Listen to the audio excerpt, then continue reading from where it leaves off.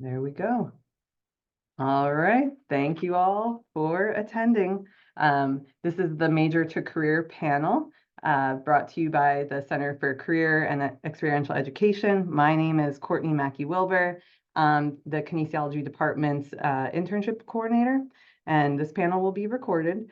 I want to start by asking each of our panelists just to simply introduce yourself. I could just say your name and your current position title. We'll get into more of the details later on. But whoever wants to start first, go ahead. I'll start. My name is Daniel. I'm a certified athletic trainer. Hi, I'm Chelsea Hilgazero, owner, CEO, and founder of Embodied Living Counseling, LLC. Hey everyone, I'm Amanda Tassoni. I'm a product delivery manager at Plus One, an Optum company. Hi, everybody. My name is John Hersner. I work for the Arizona Diamondbacks. I'm an athletic trainer. My current title is the Major League and Minor League Medical Administrator. Hi, my name is Kristen Fernandez. I'm a certified occupational therapist assistant. Nice. So welcome to our panel. Welcome to all of our students that are here on this beautiful evening for a panel discussion. Now we'll go like a layer deeper into your story. So if it's easier for you to continue going in the same order, that's fine, or whatever order you prefer.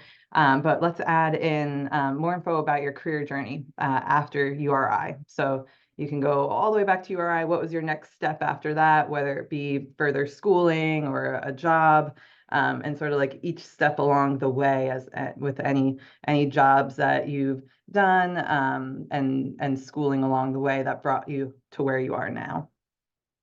All right, I'll continue with that. So while I was enrolled in the master's program at URI, I was working part-time at a community college at CCRI in the athletics department.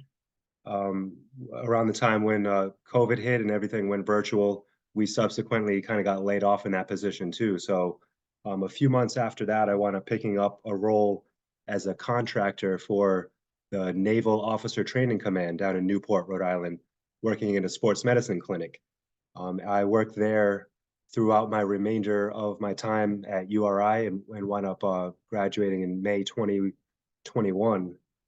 And I held that position at the naval station until last November of the end of 23. I wound up moving out of Rhode Island. I'm currently in Charleston, South Carolina, and I have a job with a company called WorkFit. So I've transitioned into the industrial setting, and we provide injury prevention services and general just health and wellness education for the employees at a aerospace company. So that's kind of where I'm at now. It's been a good run so far. So I started out in EMS and worked as an EMT following graduation with my undergraduate in kinesiology. I did that for just about 2 years, just until I started my master's program in social work.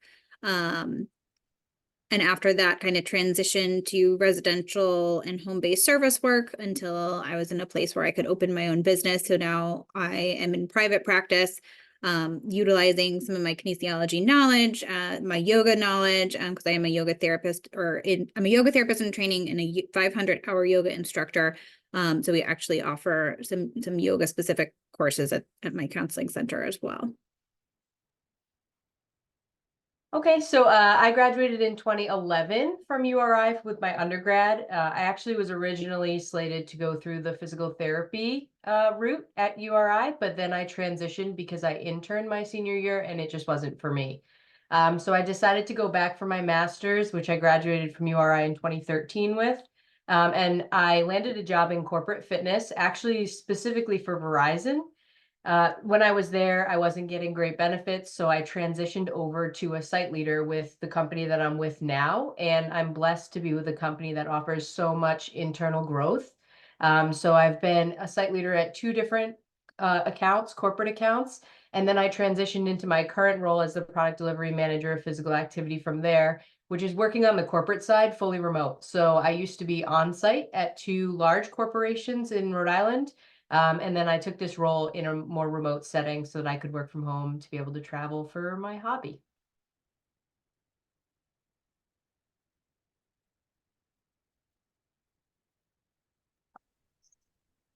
After I graduated Rhode Island, I then went on to grad school and got a master's at Indiana University, and then had a high school position in Tucson, Arizona. Quite a different move, but I loved it. I was there for about 13 years, and then moved up to Phoenix and took a job with the Diamondbacks. And had in the between initially started with the Diamondbacks in 2011 and left for a couple of years to chase an opportunity in professional soccer, and then found my way back to the Diamondbacks, and I'm currently here, loving it.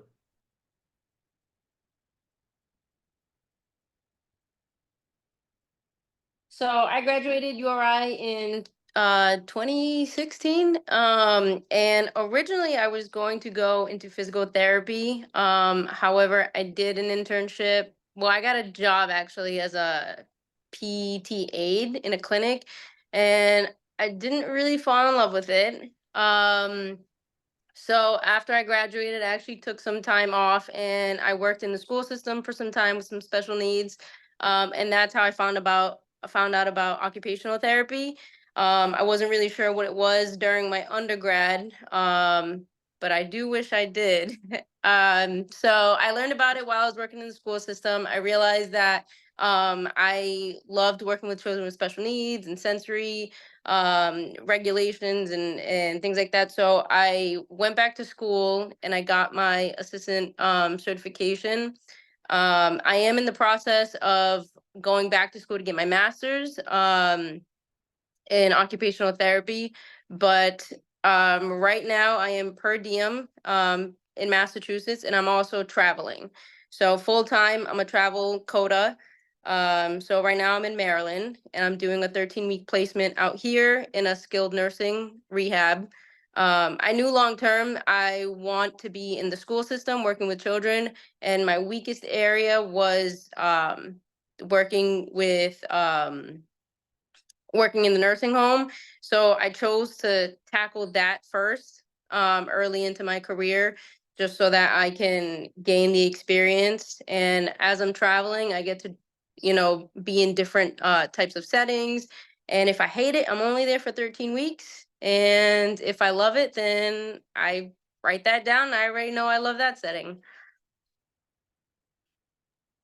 That's awesome. Thank you.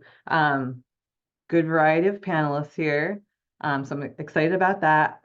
Next up, we'll have a few questions that I'll ask you, and I want to leave plenty of time for the students to ask questions at the end, since we do have a variety of fields represented, so that might lead to like more questions potentially. But let's just start out with the basics of what a day in the life is like, in your job. If you want to add on anything else in your life in the day too, just for us to get a feel, maybe a little bit about like your work-life balance too, but also during your actual hours that you're working, what are you doing? Where are you? Some of you hinted at it a little bit, but just let's get down to the nitty-gritty of it. All right, I'll lead off with that. So currently, again, I'm working for a company called WorkFit. So we're contracted by an aerospace company. Our main focus there is injury prevention. So in the industrial setting for athletic training, a lot different than what I learned about in undergrad and even some of my experiences in the grad program. But just a quick general day would look like we have series of classes that we offer to new employees and transfers to the company that really just cover a lot of movement basics, corrective exercise, postures, self-care tools like foam rolling, Theracane, using a lacrosse ball for self-massage. So that's the employees have 2 times a week for 6 weeks, and we have multiple classes throughout the day. That runs pretty much Monday through Thursday for me. So in this setting, I have a 4 10-hour shifts, which I'm really digging now. It's something that I've always wanted to try out. Previous positions that just wasn't available. So takes a little bit to get used to, but I'm really enjoying the 3-day weekends. Gives me plenty of time for taking care of personal life and still a great work-life balance where I can, you know, do my own hobbies, maintain my fitness so that I can be the allied healthcare provider for the employees that they need.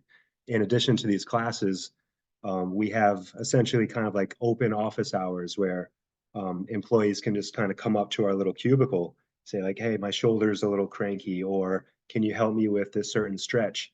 And we have hours available for that.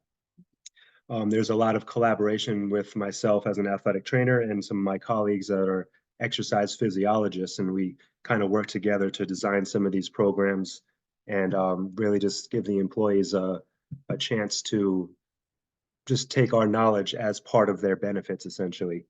We spend a lot of time on the education portion, and there's a good portion of my day too where I get to kind of just like freely roam around our factory and, you know, just check out people's work sites. I get to see them actually perform the jobs, and that's always an excellent opportunity for me to suggest movement postures or like, hey, maybe try holding this tool this way and certain body postures. And just like working with athletes while they're training, we get to kind of see them move in action and potentially correct some things that might lead to injuries down the road.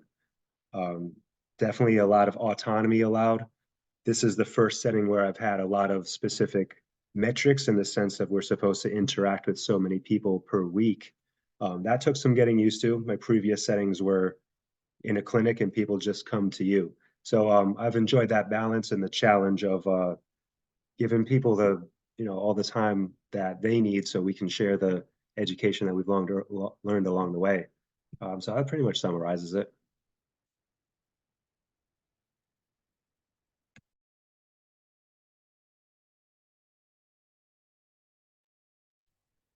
So my day looks very different than Daniel's day. Partly because I own this business. So really Monday and Wednesdays are more of my administrative and leadership role days. And so what I kind of mean by that is those are the days where I'm doing all of the insurance billing, reaching out to insurance companies if they haven't been paying in a timely fashion. These are typically days where I am meeting and providing supervision to individuals who do not have full licensure. So they may have provisional licensure in mental health or social work. This is when I do consulting. I have my certification and am currently in a consultant training program for eye movement and desensitization and reprocessing, EMDR. So that is a very specific mode of mental health treatment that integrates eye movements, body movements, bilateral stimulation, and other tactile kind of modes just to get into the brain in a different way. So I do a lot of consultation around that, both with people in-house and out of my agency specifically. On my more clinical days, and I'll be honest, I kind of enjoy this much better working one-on-one with my clients. Every person who comes through the door is a little bit different. However, my specialty is specifically kind of trauma processing. And so people who have experienced maybe early childhood issues, generational abuse, this could be single incident or complex presentations. I work with a lot of individuals who have high levels of dissociation or may have multiple parts of themselves that present in different ways and different personalities. And some body image kind of eating disorder type work I also have as well. So a lot of my work with them is off the couch. So we do a lot of somatic interventions, yoga interventions, movement in addition to kind of the typical talk therapy. So every day is very different. I will say one perk of owning your own business is I can make my own schedule. And so that's been really helpful as I grow my family. So there's definitely perks to working for yourself. So my role is a little bit more unique because I'm not client facing anymore. So I don't work directly with people anymore, which is kind of odd, but very similar to what Daniel does. Actually, the company that I work for is just a larger scale competitor to WorkFit. So that's interesting for you all. But since I'm on the corporate side now and I'm not client facing anymore, basically what my role entails is creating all of the programming and resources that our employees utilize at the site level. So I work hand in hand with all of our internal departments, like the design and development team, the marketing team, our finance department, things like that, to create the most robust offerings that we can give to our on-site teams, whether it be programming, challenging, ways to enhance engagements and opportunities, things like that. My goal is to take as much of the workload off of our on-site teams and create as much as we can so that it's really just plug and play for them, and they can spend the majority of their day focusing fully on the clients that they serve. Outside of that, I also own all of our vendor partnerships. So we partner with companies like Volt Athletics to deliver our personal training, Fitness on Demand to supplement on-demand group fitness offerings to our clientele when they're in a hybrid or remote setting.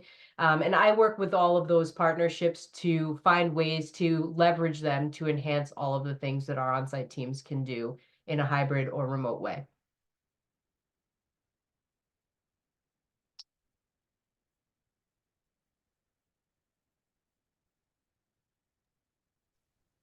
Working in baseball, I kind of similar to Chelsea. I have a mix of administrative and clinical duties, and in administrative duties with my position, I'm not embedded with a team any longer. When I first started my career, I was, and that's a very different schedule that I can go over if you'd like. But currently, I arrive at the office early in the morning, and I'll mix throughout my day. I don't really have specific days for admin duties and then other clinical days, but it's always mixed together. So it's always there's a lot of variability in my schedule, and I like it that way, because if I get stuck behind my desk too long, I start to go crazy. But some of the administrative things that I do include helping our work comp folks work through some of the billing and things like that. I help out with the insurance, budgets. I get to spend a lot of money, which is a lot of fun. But all that is intertwined with assisting out on the rehab floor. We bring all of our players back to Arizona to our spring training complex to do rehab, and that includes the major league and the minor league players. So that satisfies my appetite to be clinical and to get my hands dirty out there on the floor and be active with players who are working on returning to playing baseball. And if I guess I could go quickly, when I was with a team, or if I travel and visit one of our minor league affiliates or go with the big league team on a trip, that's a lot different. Where typically the night before ended pretty late, so you sleep till 9 or 10, and then get some things done, and then go to the ballpark around 11 or 12 and start to help guys get ready for the game that night. And that's more of a clinical role if I'm there. And then once the game starts, it's usually actually downtime for the sports medicine performance staff as the guys go out and compete in the game. Certainly we're in the dugout watching in case somebody gets hurt, but generally that's more of a downtime for us, which is maybe counterintuitive. And then post-game treatments, and then back to the hotel.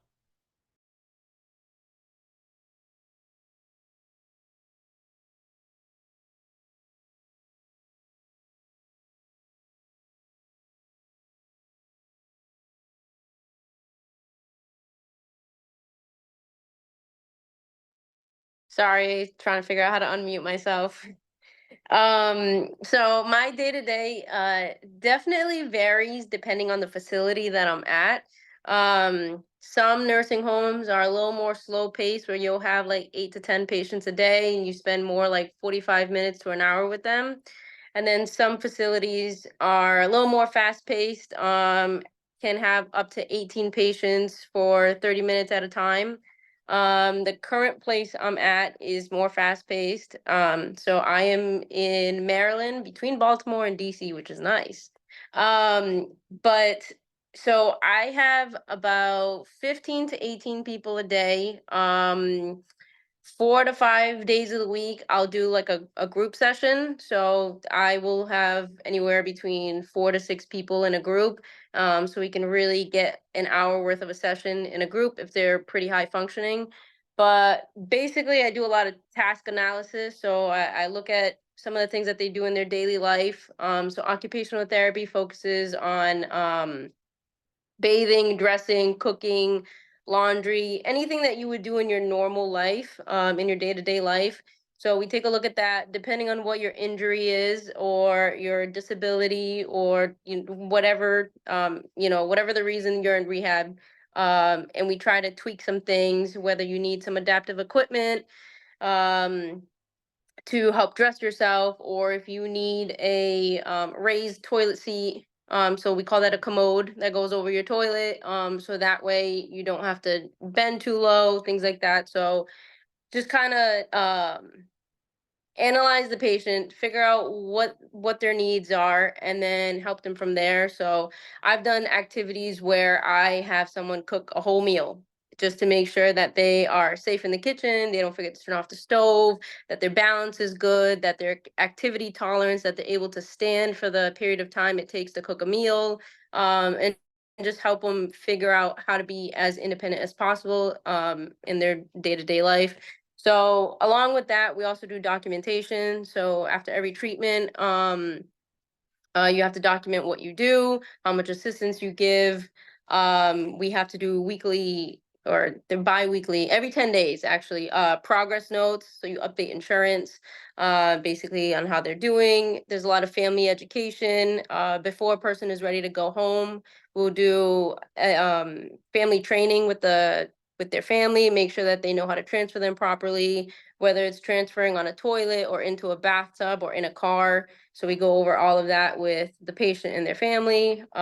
We have meetings with everybody, whether it's the head of nursing, and we kind of just all talk about the patients and what they're doing and how they're doing, what are some things that they need.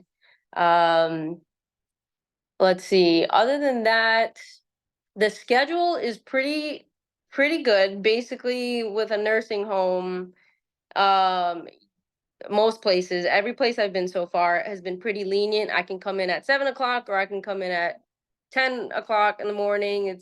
You kind of make your own schedule as long as you put in the 8 hour workday or whatever your workday is. It's pretty flexible. I did work in a facility where I took Tuesdays off and I worked Saturdays instead.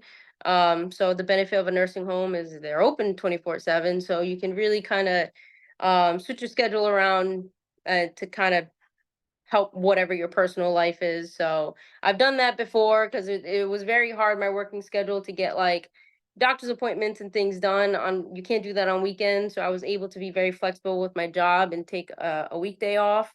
So there's a lot of flexibility there. That's basically what I do. Nice. Yeah, thank you for sharing. Um, we'll go right into another question. As you can see, I'm kind of like a no fluff person, just letting you guys talk and then moving on to the next. But because there's so much information that you're providing our students, so I don't want to drown it out with too much noise in between. So here's the next question. Are there any specific skills or work experiences or academic coursework or trainings that would help make these students more competitive, like to apply for a job in your field or for the schooling required for your field? But then also another level to that would be like, how about also to help you in the day-to-day of your job too? So beyond just like being a competitive candidate, what else is actually like helpful as far as skills, experiences, additional trainings, or coursework?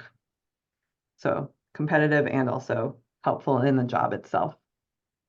For that part, I would say, obviously there's a kind of standard curriculum for certification for athletic training and the licensure.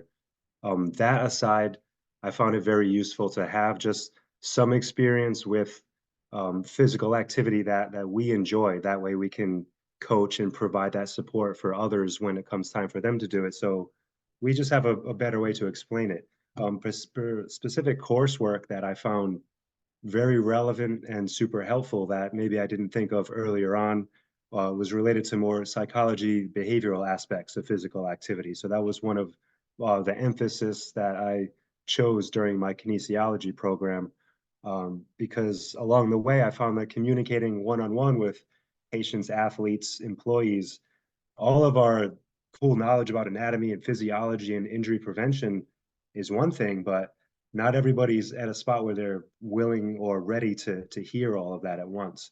I have a very common, I would say I kind of maybe go off in too many details about this stuff. It gets me super excited, but somebody might just be coming for like one particular issue, and then I'm talking about physiology and nobody asked, and that can kind of turn them off a little bit. So some of the psychology, behavioral coursework, some of the projects that I've worked on, and some of these behavior change theories have been really useful for just kind of slowing down and trying to connect with the individual and find a way that is easy to connect with them so that I can provide them the answers that they really want rather than what I think that they should know. So there's definitely the anatomy physiology part where we know there's, you know, a science to it, but the way that I present that and discuss it is probably more important. I remember even working with athletes right out of school. I'm thinking that all of these athletes are just super excited to exercise and train and compete. Along the way, I found that even they find challenges with like rehabilitation adherence and showing up to some of these extra training sessions. And, you know, you start to wonder why that is. And, you know, if you just get more experience, you would figure out that it's just connecting with the individual, finding out what actually drives them, and then just connecting it to not only their sport or the activity at work, but how that connects to their whole life. So those are some great experiences, and something that I wish I maybe even started even before in like the junior college setting of working my way up to just get that kind of behavior and, you know, just I should say, socioeconomic kind of background that I think helps communicate with some of these employees. I'm in agreement 100% with Daniel. And working in social work, I did graduate when I graduated in 2012 with the clinical kinesiology track. I had all the courses I needed to apply for my master's. That being said, what I thought was very helpful from this program in my undergrad was the motivational interviewing, kind of the behavioral coaching, and some of the psych and sociology courses, the human development course. If you haven't had experience, I highly recommend anything like coaching or teaching, or I'm just thinking too about my internship with the kinesiology program at Miriam Hospital Cardiac Rehab, and all of the experience that I really got hands-on in learning how to use active listening really well, really taking time to build rapport and relationship with my clients so that I'm really hearing what works for them and what doesn't work for them, kind of what their barriers and limitation is, not only from the mental side of things that I work in now, but from what their body is telling them is a limitation in the moment. So yeah, I think just to reflect again what Daniel was saying, anything with a behavioral component that is talking about stages of change, that is talking about motivational interviewing and those coaching techniques. I mean, I think those are pervasive skills probably throughout everyone who is here in their jobs. And I do think the more that you can kind of lean into that, the quicker you'll kind of get to where you want to be. Yeah, I think both Chelsea and Daniel hit the nail on the head, but I think for my field specifically in corporate, you know, we are looking specifically to people that are not focused necessarily on athletes or on rehabilitation, which I think is what we spend a lot of our time doing in kinesiology as we go through school. But most of the people that we serve are people that are just looking for general health maintenance and improvement. And part of that is focusing less on just the fitness and more on well-being as a whole. And that post-COVID has become such a huge point of focus for us, especially in the corporate world. So, you know, exploring the mental well-being space, the stress relief space, the mindfulness space, it's become so much more prominent and important in what we do. Our field is transitioning so much towards recovery focused as well. So there's so much new technology in the recovery field, and it's pulling into the corporate setting because people that were remote for a long time that are transitioning back into the workforce want to be able to take breaks in their workday like they did when they were working from home. They want that relief and that stress break from their desk, which is sometimes exercise, but sometimes it's not. So, you know, exploring the rest of the kinesiology field outside of just fitness is super important for us within our job space.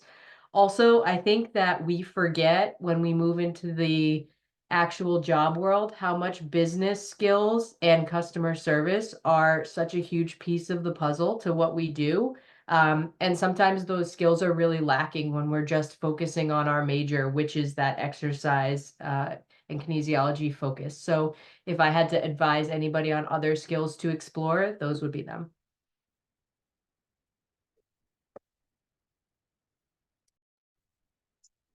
I think the most valuable thing that I got from my kinesiology major at URI was my internship in the athletic training room and spending time in there with student athletes as well as the certified staff and traveling with a variety of teams.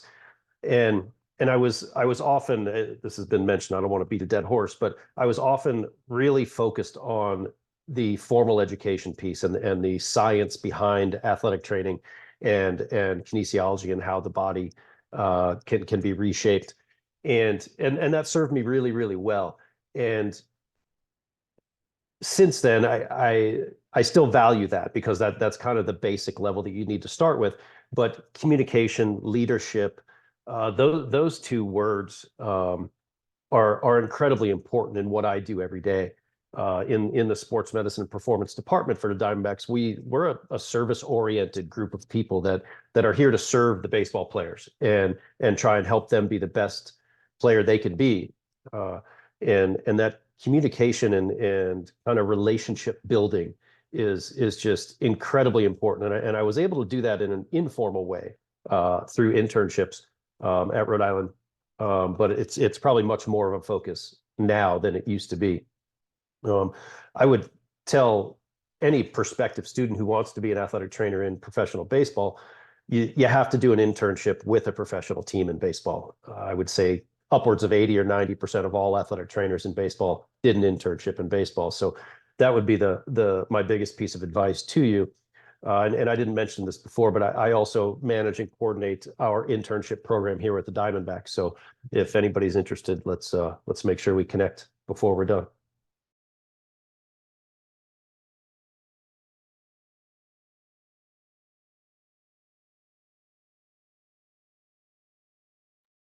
So sorry again.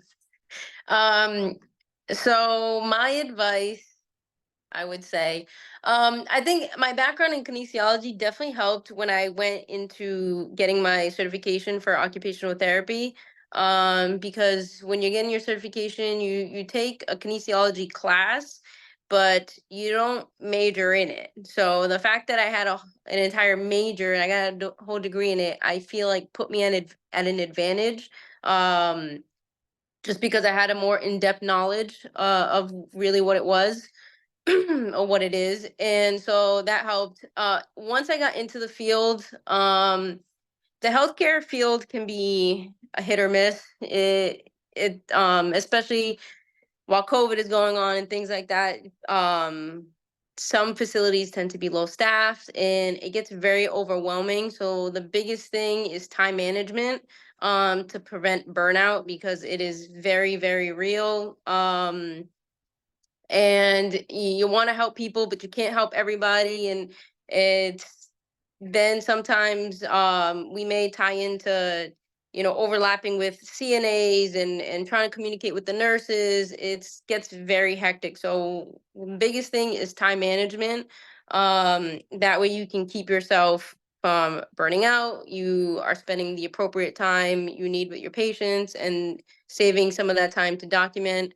But with everyone else mentioned, basically the knowledge is great, but how you deliver it is another thing. And I realize that a lot with my patients. Sometimes using words that they don't understand doesn't always help. It sounds great, but it doesn't really benefit them. So kind of like bringing it down to their level. And you can always kind of gauge where they're at based on if you take the time to have certain conversations, figure out what's important to them. I may have a patient that doesn't necessarily think that taking a shower every day is important. Maybe important to me, but it's not important to them. So I may not push them to practice, transferring into a bathtub or certain things. I want to make sure that my therapy, the time that I'm spending with them, is valuable to them. It's benefiting them in some way that interests them in their daily life, or else they're just not going to want to do it. Communication, active listening. So everyone touched on all of that, and I 100% agree. But again, with the healthcare field, time management, for sure. Time management is important for everyone, even students right now, with what they're doing. And what I hear as a common theme across the board is that when you're serving people, you're serving whole humans. They're not just like a physical body.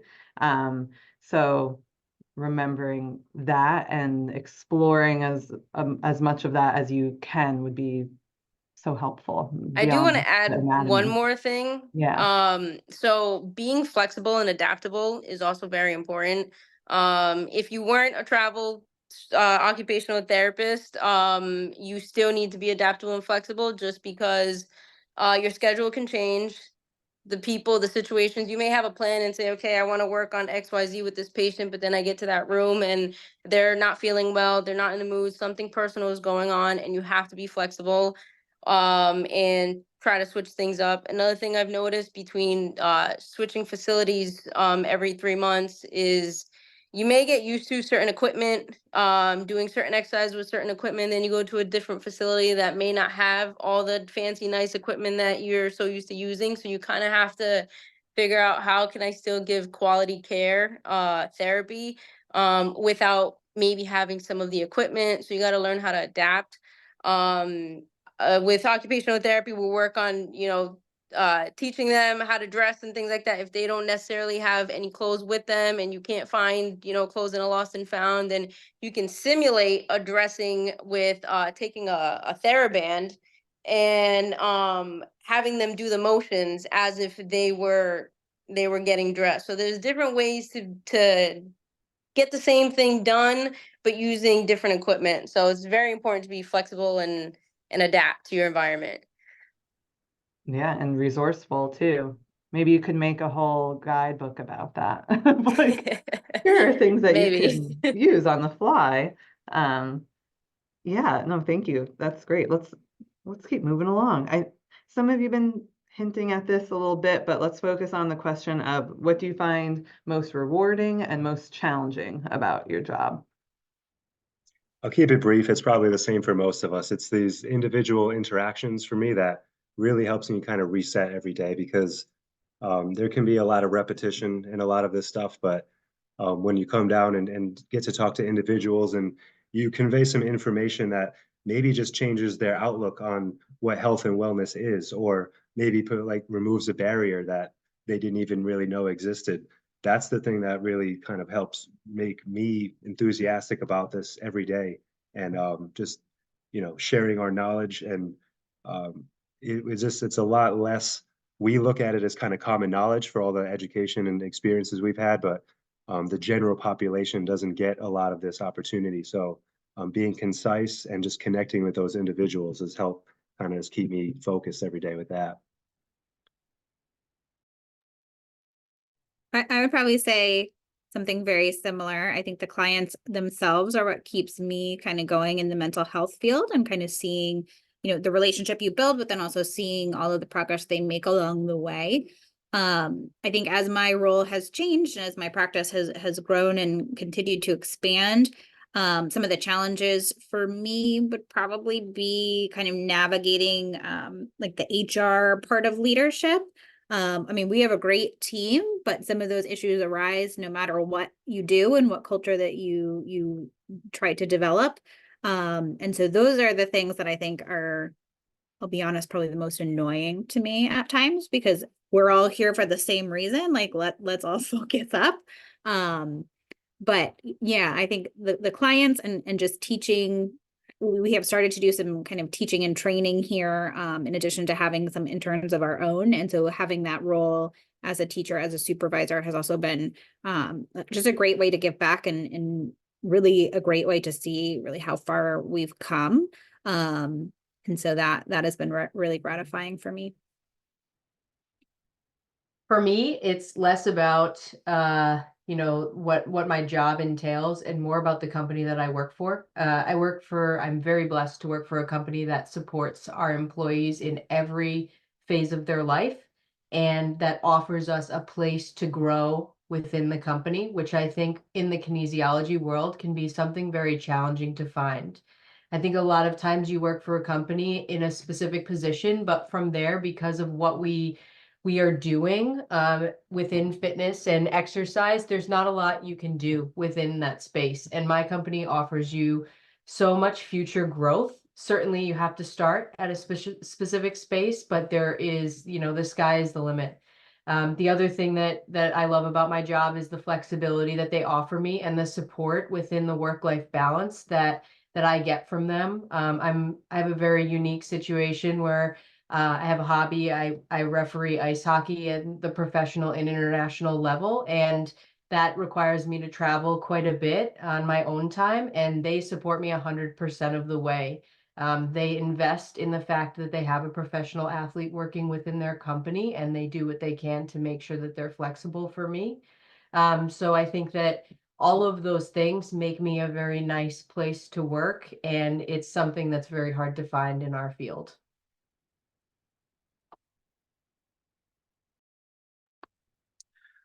For me, the most rewarding thing about my job is watching, you know, getting to know a player, you know, depending, usually fairly young. The international draft, we draft at 16 years of age. And then in the US draft, high school players are 17, 18, and collegiate players are usually 20 or 21 or 22. And getting to know them at the beginning of their career, the average time from draft or signing to big league is about 6 years. So there's a lot of things that develop in a player during that time, and getting close to them during that time, and then watching them make their big league debut is something that is incredibly rewarding. Whether I got to know them during, you know, if they had a rehab stint or in another way, just watching them run out on that field for their big league debut is an amazing thing, and to this day brings tears to my eyes of joy. I think one of the most challenging things, but it's rewarding as well, is always being agile and in relationships and in communication, and you know, we have quite a few different cultures in professional baseball, and learning about different cultures, and certainly learning Spanish, the language, is always a challenge, but also really rewarding when you get to a point where you can communicate with people in another language.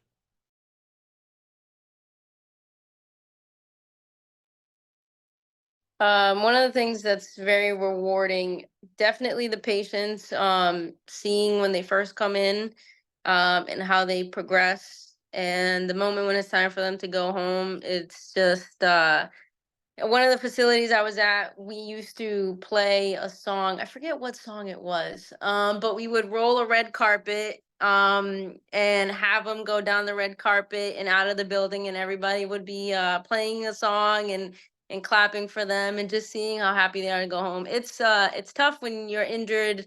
Let's say you get a hip replacement and you're stuck in a facility for 5 months, or it could be 2 months. Anytime outside of your home, it's really difficult.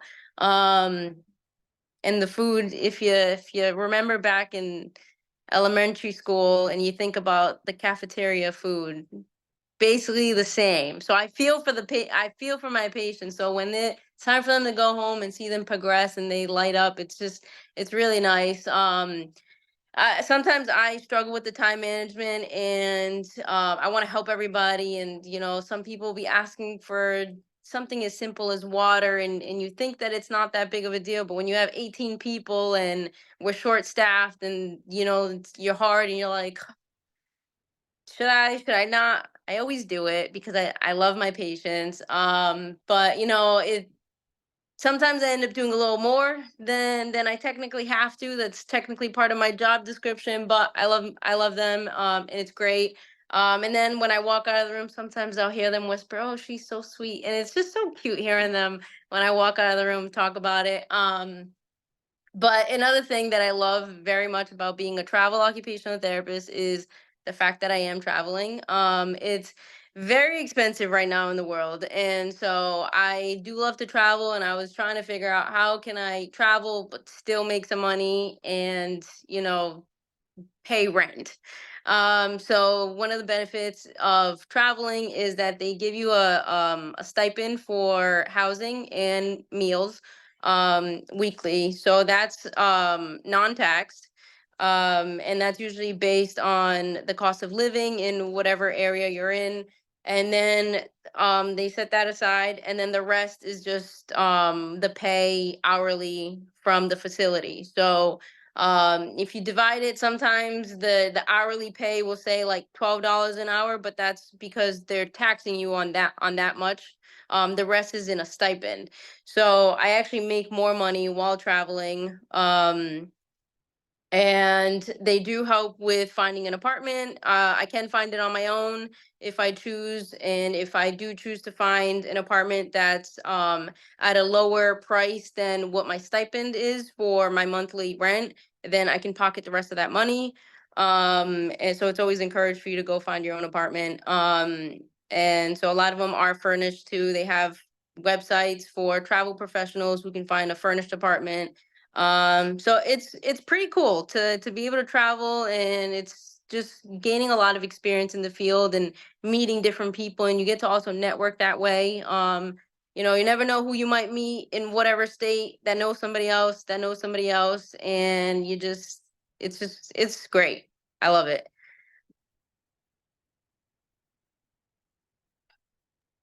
All right, time is flying. The last question I have for you before we open it up for questions is, what is something you wish you knew before graduating college? I would say, I mean, it kind of just comes back to the behavioral psychology aspect of it, is that I was just super enthusiastic about focusing on the injury and maybe the ailment that's going on.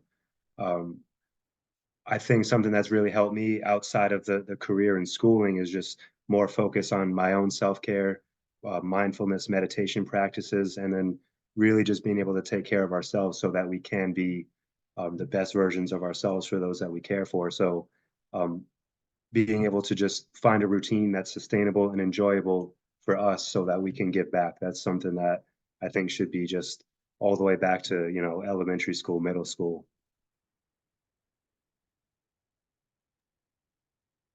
Yeah, my advice would be, lean into what you're interested in. I know one of my big takeaways after I graduated was there were several classes at URI that I wanted to take and hadn't had time. And I actually went back and took a few of them before realizing, oh shoot, I should have taken these sophomore year, because those counseling programs that I had thought were just extra were actually what I wanted to do. And so if you have anything of interest, don't be afraid to go learn, even if it's not in the traditional classroom setting. Find a mentor who you can learn from, and who can teach you some of these things. Like, go out on a ledge and start something and learn as you go. It doesn't have to be that serious. You don't have to have something that you're sitting in a classroom for in order to learn it and really have passion for it. And one of the blessings of kind of going out on my own and having my own business is that I'm able to kind of marry my passions, the yoga, the Ayurveda, the mental health, and the counseling aspect of things now into teaching and consulting, and being able to be a leader and a team builder. Those wouldn't have been things I would have gotten to so quickly if I was still working for someone, or still kind of biding my time thinking I was going to get experience in a bigger agency. So don't be afraid to kind of take the jump, as long as you are really passionate about what you're doing, you're willing to learn, you're willing to grind and put in the hours. Owning a business, you don't really have the opportunity to turn off your phone as much as in some of these other settings. I don't mind that, but I know that sometimes, my husband, who also owns a business, we have to set those expectations and boundaries for ourselves to make sure that we're having family time. We're not overextending ourselves. We're not putting ourselves in a position where we're not going to be home for our kids or our family members. So a lot of pluses, but also kind of back to what Daniel said, like setting those really healthy boundaries for yourself. Know your limits, but also know that you can push your limits, but know what that balance is. Mine would be never underestimating the power of networking or the importance of networking. I think that was something that I didn't do well when I was in college, going through school, and I never really accounted for how challenging the job market really can be, especially for the major that we live within, and when you have to pivot from what you thought you were going to do to something very different. And that networking piece is so hugely important because you never know when those connections can really come into play and change the game for you. So if I could go back and focus on something specifically outside of exploring other opportunities within URI, and also, really finding the time for my own self improvement and mental well-being space, it would be focusing on that networking piece.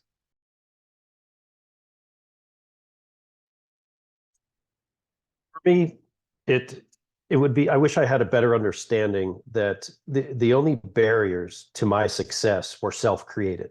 And I think that can happen in a lot of different ways. We do it to ourselves, but when you're truly committed to something that will stop you from achieving that goal or doing, what you want to do. And true commitment is fairly uncommon. But I wish I had a better understanding of that when I was coming out of school.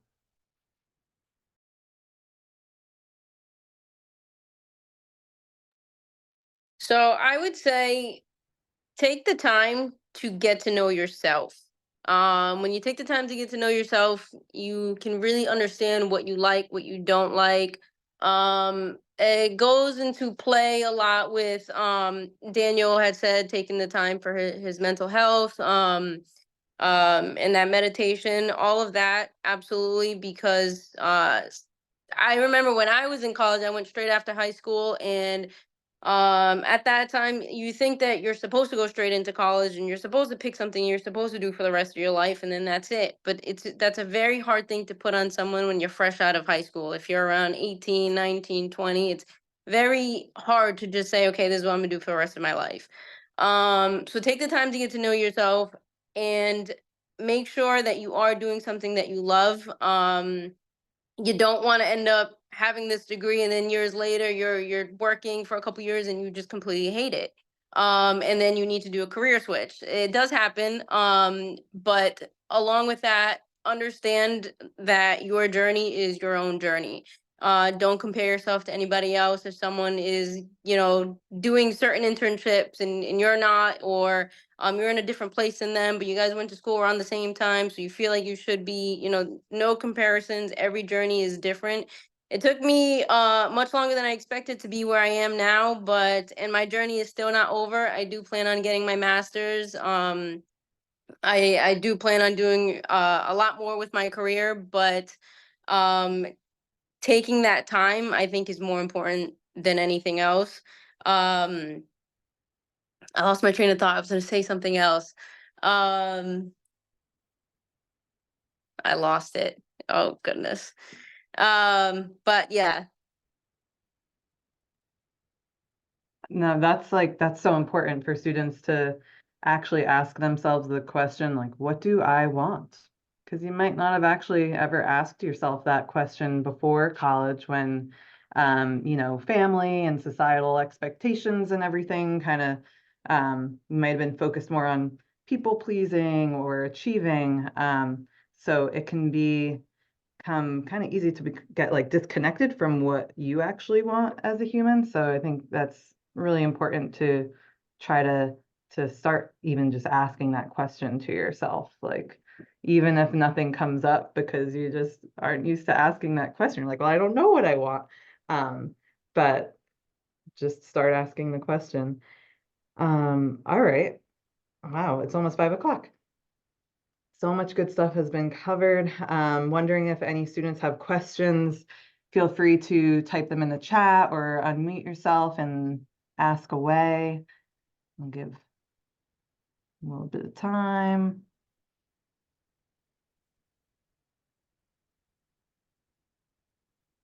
And we need some like music. Do, do, do.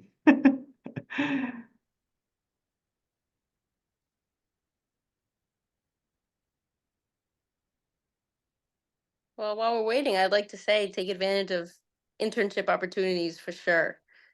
Because it's a nice way to get experience in whatever place it is without actually having a commitment of saying, yes, I want to work here. So internships, very important. That is true. And it doesn't have to be your 400-hour internship, like in Kin 484. It could be any sort of internship experience too. In fact, start getting those experiences before Kin 484. Yeah, and I've reached out back when I was in college. I was reaching out to certain places and just asking if they mind any shadowing or volunteer work. So it doesn't have to be like a whole internship, but if you want to shadow for a day, always put yourself out there and step outside of your comfort zone, because that's where you grow.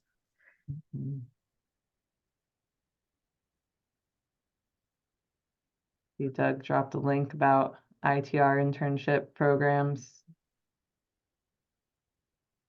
And that's they could do that in the summer too, right, Doug? I'm pretty sure I sent out a message to our Kin 390 class about that. Yep, so we're currently registering students for the summer, but you can do it summer, fall, or spring. Nice. All right, well, if there are no questions, then I want to make sure to say thank you to our panelists for your time on this beautiful evening. And thank you for all the students that have attended.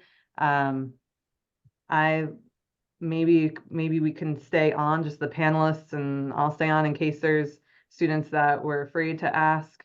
Oh wait, hold on, I'm seeing something. Aside from physical therapy aid, do you recommend any other paid experience that would look good on our transcript resume? Any other paid experience that you would recommend? Some places have rehab like technicians or aides. So I know a physical therapy aide, I've done that before, like at a outpatient clinic, but there are some like nursing home facilities and some rehab facilities that have like rehab techs. So you would be the person who helps like get wheelchairs or helps get the patient out of bed and bring them down to the rehab gym. So there's that. It's a little bit different than physical therapy aid, but kind of the same concept. Nice. Anything else? All right, well, I'll stay on if the panelists want to stay on just for a few moments in case anyone was shy. But thank you, everyone else. Have a great evening.